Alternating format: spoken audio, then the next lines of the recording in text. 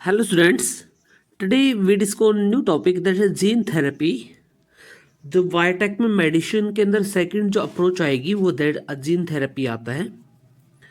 देखो gene therapy जो है वो सबसे पहले 1990 के अंदर एक 4 ईयर ओल्ड गर्ल के ऊपर की गई थी। 4 ईयर ओल्ड गर्ल के ऊपर की गई थी, राइट। सबसे पहले ये एक्सपेरिमेंट हुआ था। इसके अंदर क्या किया गया था, एक्चुअली जीन थेरेपी होती क्या है? जीन थेरेपी एक ऐसी टेक्निक होती है जिसमें जो डिफेक्टेड जीन होता है उसको रिप्लेस कर दिया जाता है। इसके अंदर क्या होता है, डिफेक्टिव जीन इज रिप्लेस्ड। जो डिफेक्टिव जीन होगा उसको रिप्लेस कर देता है, is replaced with normal gene. यानी डिफेक्टिव जीन को नॉर्मल जीन से रिप्लेस कर दिया जाएगा। यानी हमारी बॉडी में मान लीजिए कोई डिफेक्टिव जीन है, उसको क्या करेंगे, नॉर्मल जीन से रिप्लेस कर देंगे। इसे कहते हैं जीन थेरेपी। क्या कहेंगे, जीन थेरेपी। जो ये एक्चुअली जो 4 ईयर ओल्ड गर्ल थी, इस 4 ईयर ओल्ड गर्ल के अंदर एक्चुअली एक डिसऑर्डर था। और इस 4 ईयर ओल्ड गर्ल में इसके अंदर एक डिसऑर्डर था जिसका नाम था यहाँ पे, जिसको बोलते हैं एडीए डेफिशिएंसी, या उसे हम स्किड भी कहते हैं।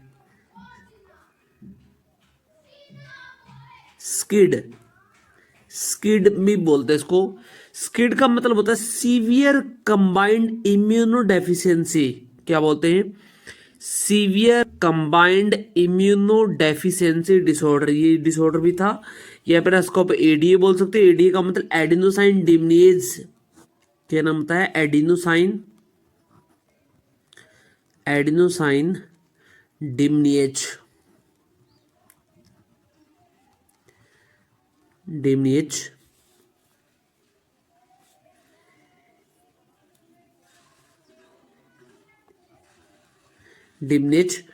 ये एक जीन था, या फिर इस जीन से जो एंजाइम बनेगा उसका नाम भी एडीए एंजाइम होता है, राइट।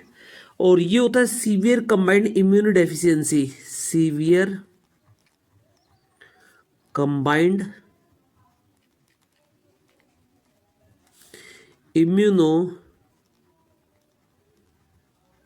Deficiency disorder, right.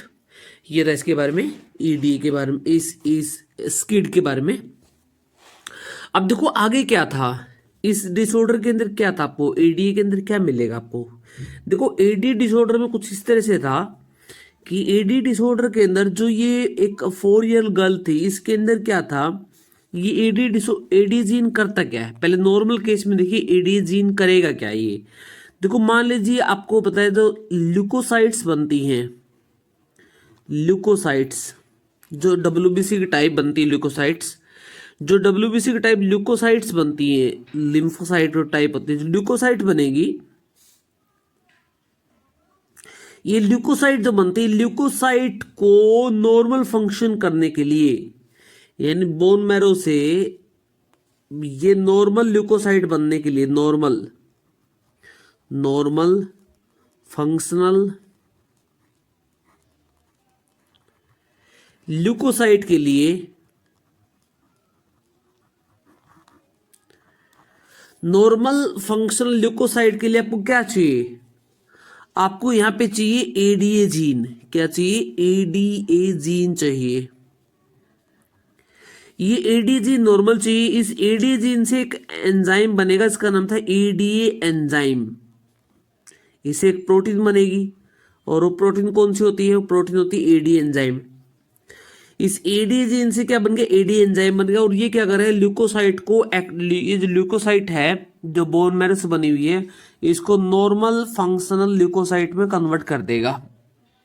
ये इसका काम होता है, जिसकी वजह से हमारी बॉडी का डिफेंस है वो पॉसिबल हो पाएगा।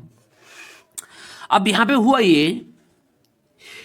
हुआ है कि ये डिसऑर्डर जो था डिफेक्टिव था इस 4 ईयर गोल्ड में, 4 ईयर गर्ल के अंदर क्या था, ये जीन जो था डिफेक्टिव था, और जिसकी वजह से इसके अंदर क्या बन रहा था, इसके अंदर इस तरह के जीन यहाँ पे नहीं बन रहे थे, यानी डिफेक्टिव ल्यूकोसाइट्स आ रही थी। इसके अंदर क्या था, अगर ये एडीए जीन डिफेक्टिव होगा, डिफेक्टिव या एब्सेंट होगा,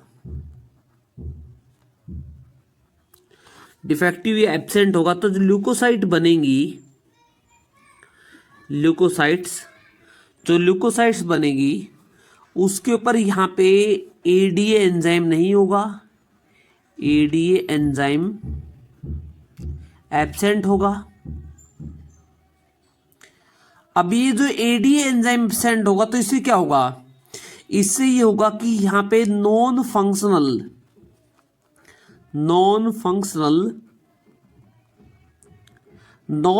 ल्यूकोसाइट बनेंगी। क्या बनेंगे यहाँ पे, नॉन फंक्शनल ल्यूकोसाइट्स बनेंगी यहाँ पे, जिसकी वजह से बॉडी का डिफेंस नहीं हो पाएगा। ये डिसऑर्डर था इस 4 ईयर गर्ल के अंदर, ये जीन एब्सेंट था, जिसकी वजह से एडीए एंजाइम जो था वो एब्सेंट हो गया, जिसकी वजह से ल्यूकोसाइट जो फंक्शनेबल नहीं बन पाई।